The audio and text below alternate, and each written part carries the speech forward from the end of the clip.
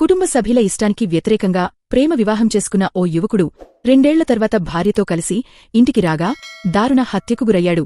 కన్నతల్లి, తోబుట్టువులే కర్రలు, రాడ్లతో దాడిచేసి అతడిని హతమార్చిన ఘటన తీవ్ర కలకలం రేపింది.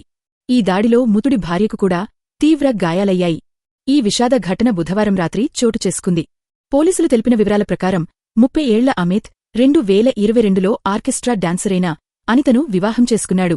ఈ పెళ్లిని అమిత్ కుటుంబ సభ్యులు, ముఖ్యంగా తల్లి మీరాదేవి, తోబుట్టువులు తీవ్రంగా వ్యతిరేకించారు. దీంతో ఆ జంట ఢిల్లీకి వెళ్లి నివాసం ఉంటున్నారు.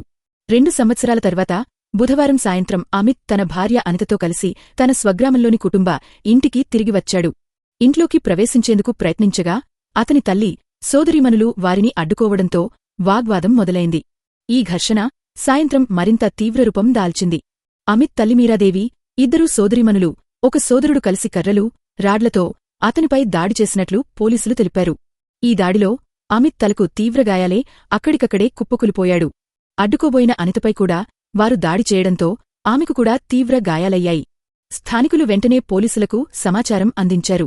పోలీసులు ఘటనా స్థలానికి చేరుకుని అమిత్, అనితలను కమ్యూనిటీ హెల్త్ సెంటర్కి తరలించారు. అయితే మార్గమధ్యలోనే అమిత్ గాయాలతో మృతి చెందాడని అధికారులు తెలిపారు. అనితను మెరుగైన చికిత్స నిమిత్తం జిల్లా ఆస్పత్రికి తరలించారు. ప్రస్తుతం ఆమె అక్కడ చికిత్స పొందుతోంది. ఈ ఘటనపై అనిత ఇచ్చిన ఫిర్యాదు మేరకు హత్య కేసు నమోదు చేసినట్లు ఎస్పీ జితేంద్ర కుమార్ తెలిపారు.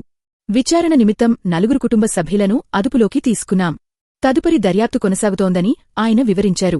ఈ దారుణ ఘటన స్థానికంగా తీవ్ర విషాదాన్ని నింపింది. కుటుంబ సభ్యులే ఇలాంటి దారుణానికి పాల్పడటం అందరినీ దిగ్భ్రాంతికి గురిచేసింది.